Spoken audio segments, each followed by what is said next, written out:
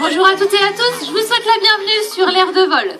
Cet après-midi, c'est dans les natures tropicales que le spectacle va vous transporter, un thème qui nous a été inspiré par notre parrain. Il s'agit de Luc Jacquet, le réalisateur de La Marche de l'Empereur.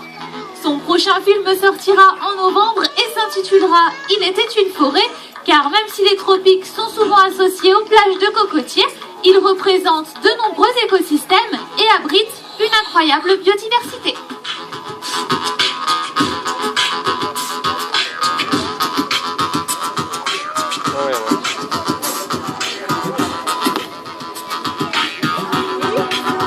Pour commencer, je vous propose de partir dans les tropiques africains avec le Kalao avec moi.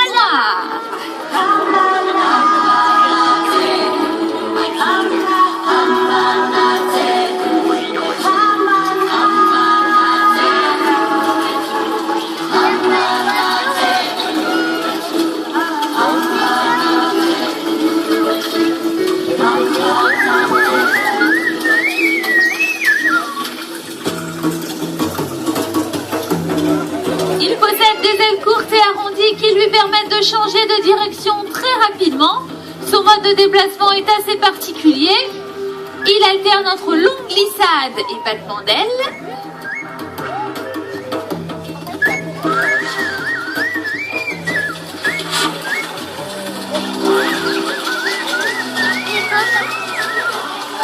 Et il fait partie d'une très grande famille. Alors lui, il est plutôt petit, plutôt arboricole. Nous verrons un petit peu plus tard dans le spectacle un de ses cousins vraiment très différents.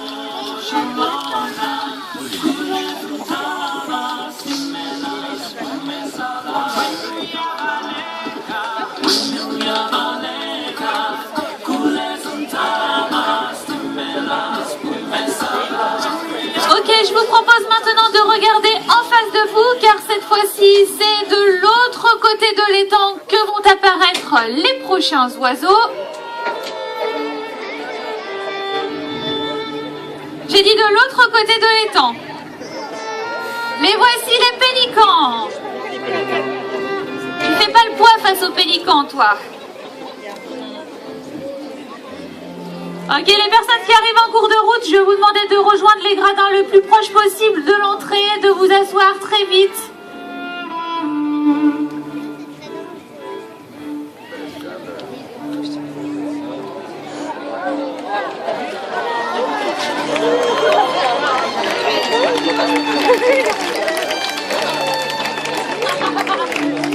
Ces oiseaux aux allures snob et à la démarche comique semblent peser des tonnes.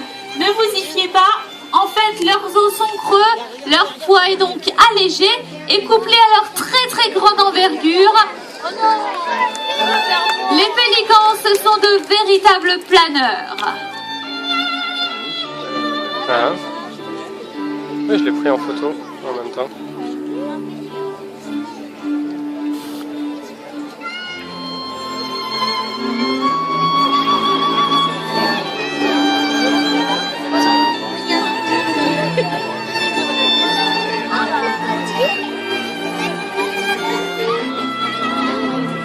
Si certains nous font un atterrissage parfait sur la scène, d'autres préfèrent se poser sur l'étang, et c'est tout à fait normal, car à la base, ce sont des oiseaux aquatiques.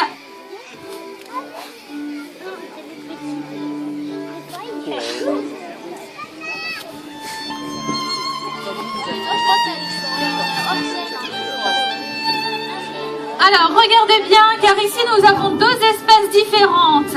Il y a les pélicans blancs, principalement africains, et les pélicans frisés, avec leurs petites touffes de plumes derrière la tête. Eux fréquentent principalement les deltas et les lacs peu profonds d'Europe et d'Asie. Alors, nos derniers pélicans prennent un petit bain au fond de l'étang. Et il bouge pas.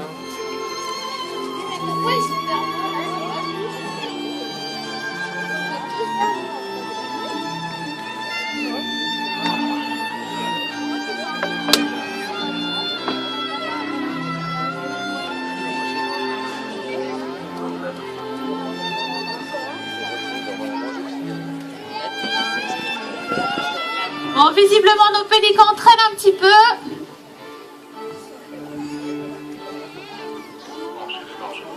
Allez, on va pas les attendre. Ils nous rejoindront par la suite. C'est marrant. Après les pêcheurs, je vous propose de passer aux charognards. Allez, on laisse la place aux pélicans, qui bien sûr arrivent toujours au dernier moment.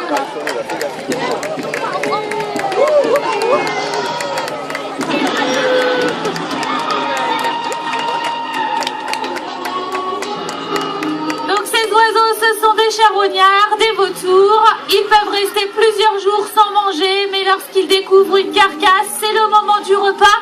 C'est ce qu'on appelle la curée. Ici, ils sont peu nombreux dans la nature, ils peuvent être plusieurs dizaines à se disputer la nourriture. Donc, dans un tel groupe, il n'y a pas de réelle hiérarchie. C'est l'oiseau qui a le plus faim qui s'impose tout naturellement. Allez, maintenant qu'on a bien mangé, on va aller se dépenser, faire un petit peu d'air au public. Histoire de les défriser un petit peu.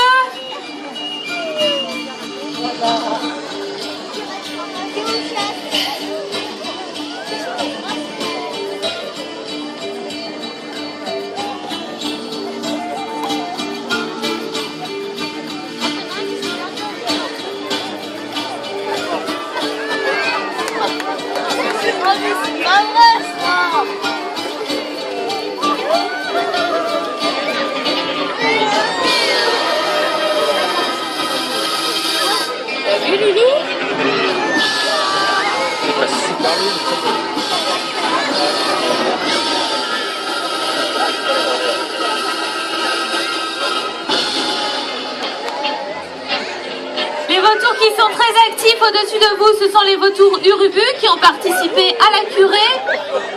Notre dernier vautour est perché là-haut. Il hésite encore à prendre son envol. C'est le vautour pape.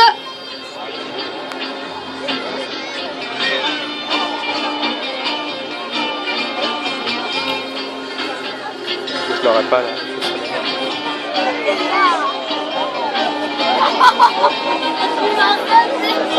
Ça y est, il est parti notre vautour pape. Attention la tête.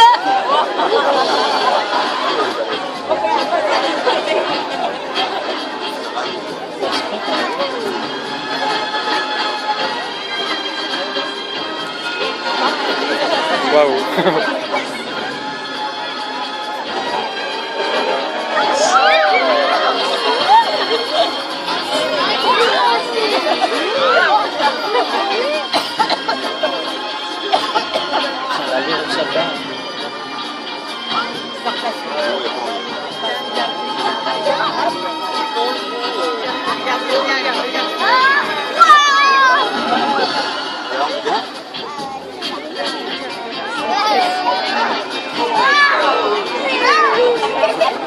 Les vautours, ce sont des oiseaux partisans du moindre effort. Ici, ils s'amusent donc à vous frôler de très très près pour économiser au maximum leur énergie.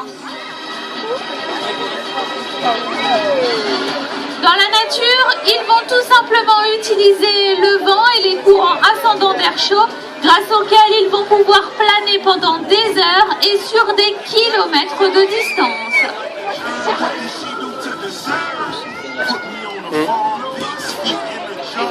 Un gouffal et un Fabio en fait. C'est un morphal et c'est un feignant. Le vol plané est la plus ancienne façon de se déplacer, déjà utilisée par les tout premiers oiseaux préhistoriques, il y a près de 150 millions d'années.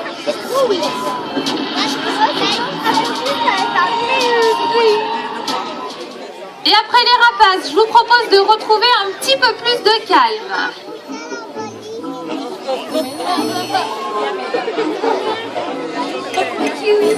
Je vous présente notre calao terrestre. Notre deuxième calao. Aujourd'hui, il se déplace à pied, mais sachez qu'il est tout à fait capable de voler, notamment en cas de danger.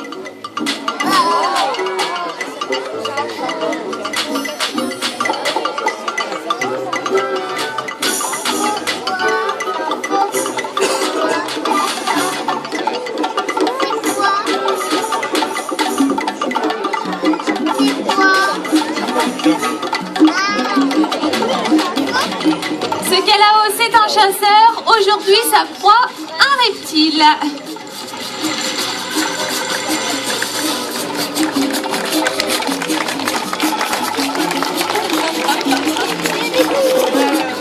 Pour les personnes qui auraient peur des serpents, rassurez-vous, hein, ici ce ne sont que des jouets.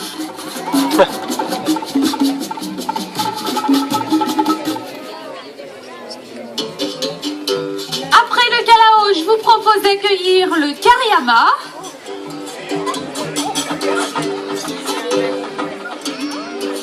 Lui aussi, c'est un chasseur de serpents. Vous allez voir que sa technique est différente. Il a repéré sa proie, il va la capturer. Et hop! Et oui, pour en venir à bout, lui, il va violemment assommer sa proie contre le sol.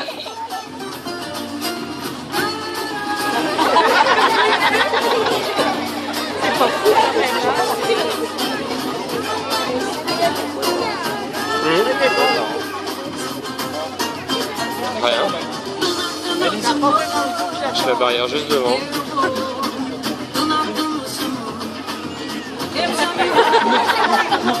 Cette fois-ci, je pense que son compte est réglé. La petite réflexion est marrante quand même.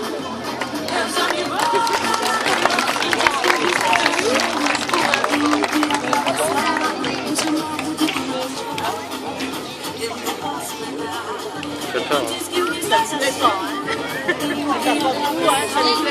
Voilà, la pause terrestre est cette fois-ci terminée. Je vais vous proposer maintenant de repartir dans les airs avec un oiseau un petit peu plus impressionnant. Il arrive.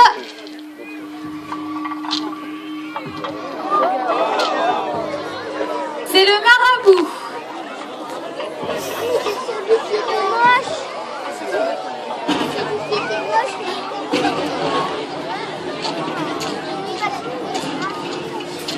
Lui aussi pratique le vol plané et de très très haute altitude. Il a déjà été observé à plus de 9000 mètres de hauteur.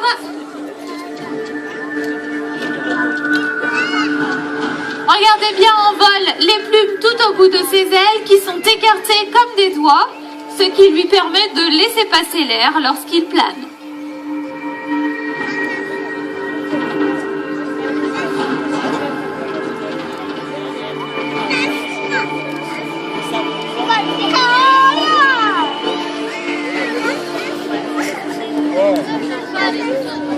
T'asseoir là? Attends.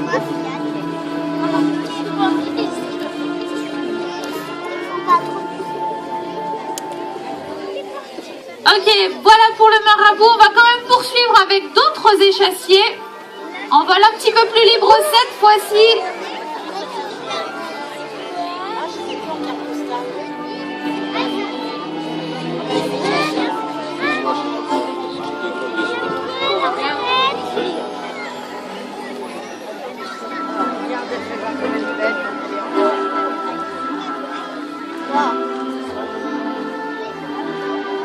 Sans doute les avez-vous reconnus, ce sont les grues royales. Elles sont l'emblème de l'Ouganda en Afrique et le parc s'implique activement pour leur protection.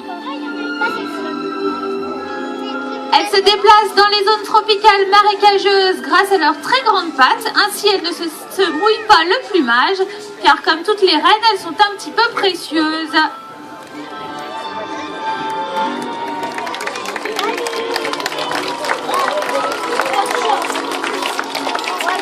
Ces oiseaux, ils sont connus pour leur sublime parade nuptiale faite de sauts, de saluts, de danses, des parades qui unissent les couples pour la vie entière. Allez, après les grands échassiers, je vous propose de retrouver les perroquets. Monsieur veut arrêter de faire des navettes après, s'il vous plaît.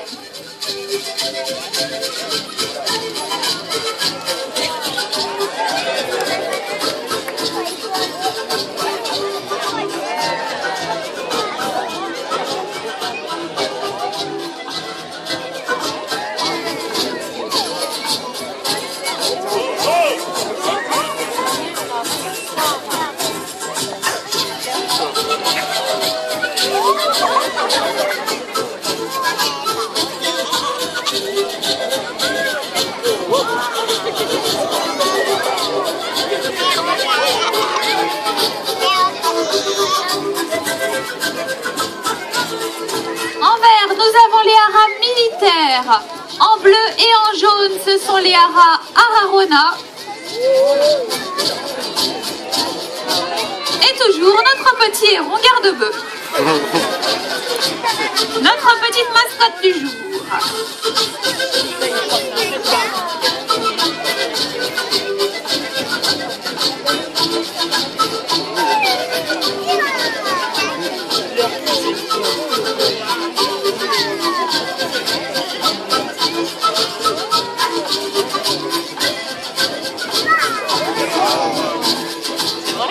Si vous regardez bien leur façon de voler, vous allez voir qu'ici, dans une parfaite organisation, les ailes servent à se diriger et la queue permet plutôt le freinage. Regardez bien sur les haras militaires, lorsqu'ils volent, s'ils veulent bien voler, toutes les plumes de la queue sont rassemblées. À l'atterrissage, elles s'écartent. Elles forment un véritable éventail, ce qui leur permet de freiner.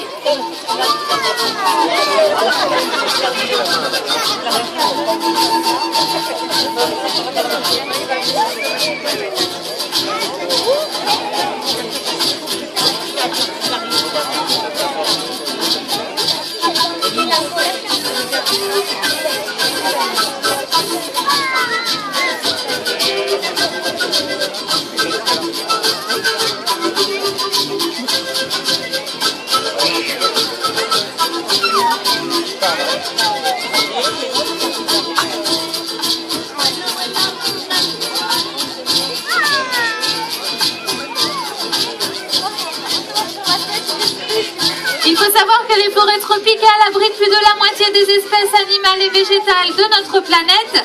Ces haras qui vous survolent vivent à l'état sauvage dans ces forêts et sont malheureusement extrêmement menacés car une zone de leur habitat de la taille d'un terrain de foot disparaît toutes les 3 secondes.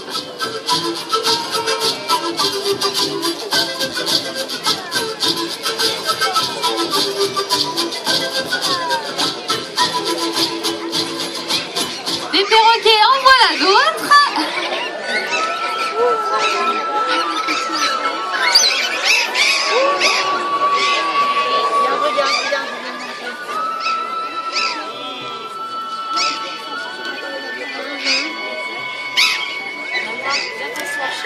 Voilà. Je vais faire les présentations, donc à mes côtés sur scène, ce sont les plus petits du spectacle, mais aussi les plus colorés. Il s'agit des loris, les perroquets nectarivores.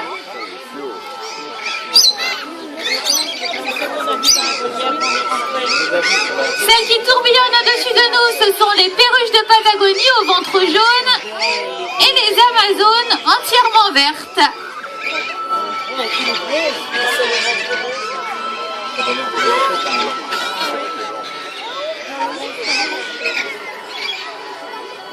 Dans ce groupe, il y a aussi les cacatoès en blanc, le cacatoès nasique, et puis en rose, les cacatoès rose albin.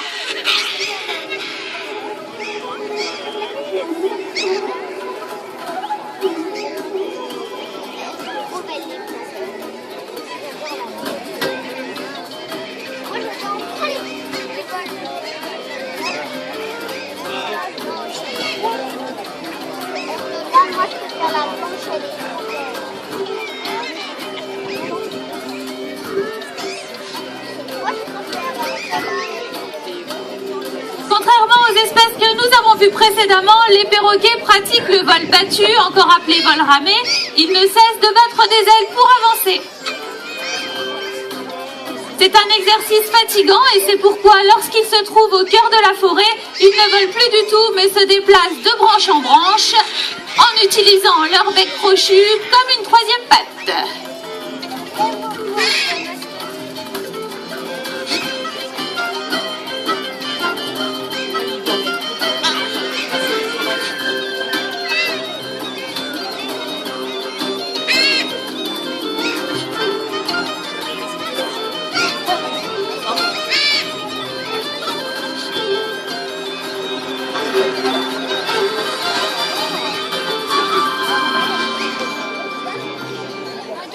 Plus grand, plus coloré, plus bruyant, voici le reste de la troupe.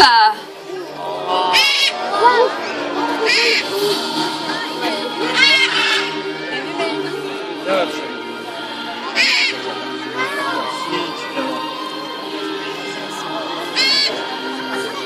Chez les haras, les partenaires d'un couple ou d'une même famille volent très souvent côte à côte, avec les ailes qui se touchent presque. C'est ce qui les rend reconnaissables, même à l'intérieur d'un très grand groupe.